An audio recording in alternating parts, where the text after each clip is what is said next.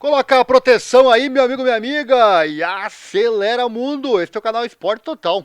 Momentos emocionantes, trazendo mais uma atualização para você sobre a Fórmula 1. Vem comigo, informação chegando para você. E por que será que o Hamilton e o Leclerc foram desclassificados no GP dos Estados Unidos? Essa é a pergunta que eu vou responder agora para você. Não esquece do like, se inscreva, acione o sininho, compartilhe com os amigos, dá uma força pro canal. Se você gosta aqui da forma com que nós contamos as notícias, a sua ajuda é muito importante.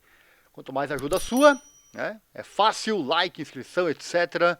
Quanto mais ajuda sua, mais informação chega. Também acesse nosso site, que é o informatudo.com.br/esportes. É para lá que eu vou agora buscar a informação para buscar a resposta, né, sobre essa desclassificação para Leclerc e também para o Lewis Hamilton. Nosso site trata de automobilismo, motociclismo, esportes e combate e, claro, o futebol também. Vamos que vamos, tá aqui a matéria já criada sobre a próxima etapa, que é o GP do México. Nosso canal funciona assim, né? Eu crio o link com a próxima etapa e dentro dela estão as atualizações e uma delas é justamente essa que eu vou trazer agora para você, essa desclassificação dessas duas feras que você está vendo aí na tela. Por que será que eles foram desclassificados, né? A desclassificação dos dois pilotos foi um choque, né, após o GP dos Estados Unidos. Imagina para os pilotos, né? O Hamilton, por exemplo, na entrevista pós-pódio, né, ou antes do pódio ali, ele disse, pós-corrida, né, antes do pódio, ele disse que, abre aspas, é sempre muito bom correr aqui. Não deve ter sido muito bom, não, o desfecho para ele, né, obviamente. O delegado técnico da FIA, o Joe Bauer, e sua equipe fizeram suas verificações pós-corrida padrão.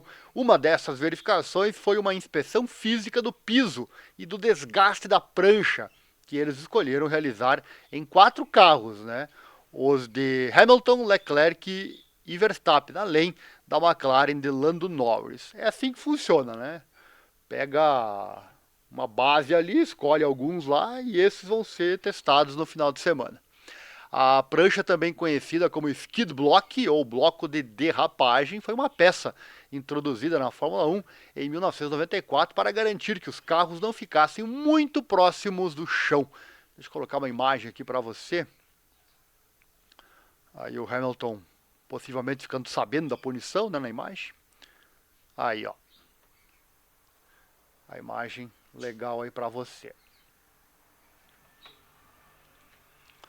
No entanto, né, às 17 horas e 28 minutos, horas locais em Austin, pouco menos de 2 horas depois de Hamilton e Leclerc terem levado a bandeira quadriculada, Bauer observou em uma mensagem aos comissários que havia achado os blocos de derrapagem de Hamilton e Leclerc estando fora ou não estando em conformidade com as regras, né?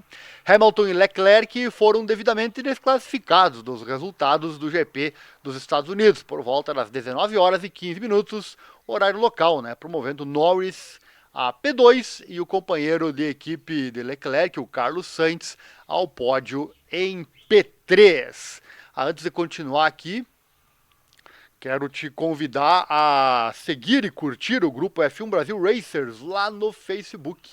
É o grupo que mais cresce na internet falando de Fórmula 1 e nosso parceiro aqui na internet, certo? Deixa o like lá também para o grupo. Bom, continuando aqui, tecnicamente os carros de Hamilton e Leclerc violaram o artigo 3.5.9e do regulamento técnico da FIA de Fórmula 1 2023, que afirma o seguinte, abre aspas, a espessura do conjunto de pranchas médio, normalmente para a superfície inferior, deve ser de 10 milímetros, mais ou menos 0,2 milímetros. E deve ser uniforme quando novo. Abre aspas, será aceita a espessura mínima de 9 milímetros devido ao desgaste, e a conformidade com esta disposição será verificada nas periferias dos furos designados, fecha aspas. Essencialmente, as equipes recebem uma graça milimétrica para que a prancha se desgaste durante a corrida, uma vez que o carro tem entrado no Parque Fermé com mais desgaste do que o considerado como violação de regras. os comissários disseram, deixa eu colocar outra imagem aí para você. Aí. Os comissários disseram que tanto a Mercedes quanto a Ferrari reconheceram que a medição realizada pela equipe técnica da FIA estava correta e afirmaram que o alto desgaste nas almofadas de derrapagem provavelmente foi resultado da combinação única da pista acidentada e do cronograma de corrida sprint, né? Mais uma corrida para desgastar o assoalho, né? Que minimizou o tempo para configurar e verificar o carro antes da corrida. Palavras dos comissários, né? As condições do Parque Fermé começam em um fim de semana sprint a partir do momento em que o carro deixa o pit lane para início da classificação de sexta-feira. Isso significa que apenas um trabalho mínimo pode ser realizado em um carro, sem nenhum trabalho relacionado à alteração na prancha pelo resto do fim de semana, deixando as equipes rodarem o carro naquele estado para a classificação. O sprint shootout, né, a classificação sprint, o sprint tiroteio, né, também a própria corrida sprint e o grande prêmio de domingo. Assim, se Mercedes e Ferrari tivessem calculado mal suas alturas de pilotagem, por exemplo, como resultado da falta de corrida com alto combustível no primeiro e único treino livre do fim de semana, eles ficariam presos a essa altura de pilotagem a partir da classificação de sexta-feira, porque não pode mexer no carro, né? Uma decisão subsequente de modificar o carro, além do permitido pelas regras do Parque Fermé, exigiria que Hamilton e Leclerc abrissem mão de suas fortes posições de classificação, né? P3 e pole position, respectivamente. Às vezes eles arriscam também, né? Porque, como eu disse, é escolhido alguns dos 20 carros, escolhe alguns. No caso ali foi 4, né? E os outros escapam, né? Certamente tem mais gente aí que estava fora das regras e escapou, né? Isso aí sabemos que acontece também em fim de semana de corrida. É tipo o exame antidoping no esporte, né? Escolhe-se alguns atletas e quem cair, caiu, né? E aí, se tiver fora dos padrões, aqueles ali são punidos. Já vou falar mais sobre isso, fica aí. Então, eles teriam que abrir mão das suas fortes posições de classificação, P13 e pole position, respectivamente, né? E largar do pit lane, como aconteceu com os carros da Haas e da Aston Martin no circuito das Américas, né? Todo mundo sabe, mexeu no carro, perde posição no grid ou até larga do box. Então, daqui a pouco aí as equipes já sabiam dessa irregularidade, mas arriscaram, foram mesmo assim para a corrida, para aproveitar, né? O Leclerc, por exemplo, aproveitar a sua pole position, porque a chance dele ficar fora dessa fiscalização é grande, né? São 4 carros de 20, isso dá o quê? 20%, né? 20%. Então você tem 4 chances em uma de não cair na malha fina, né? É uma chance até grande, relativamente grande, de você não cair nessa amostragem, né?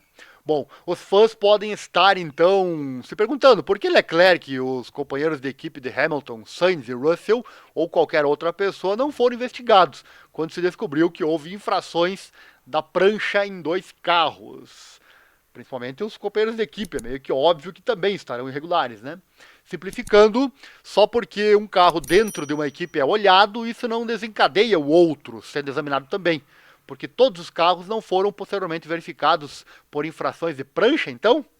Isso porque simplesmente não há tempo suficiente para realizar o mesmo conjunto de verificações em cada carro, antes de serem embalados e fretados para a próxima corrida. Não há tempo hábil para isso.